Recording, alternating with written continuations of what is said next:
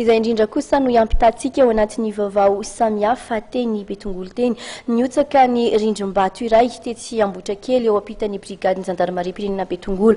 Tovovavy kely iray moa no fantatra fa naratra vokatr'izany. Nanao ny fanadihadiana teny an-toerana ravak'Andriamanalina eo amin'ny sariny Jina Rakoto. Ny ren-doza ny tovovavy kely mpianatra manodidina ny 10 taona nandalo teo amin'ny team-pahandalana teto Ambohitrakely ity omaly tokony tamin'ny 10 ramaraina araka nambaran'ny mponina teny toerana.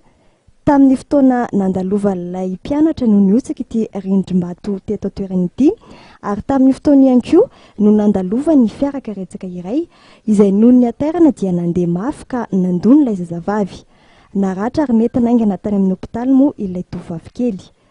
Tapaka nandritra ny oro maromaro ny fifamoivoizana teto ka voatery hodina avokoa ireo fiara nanira-piasy ity ampandalan'ny ity.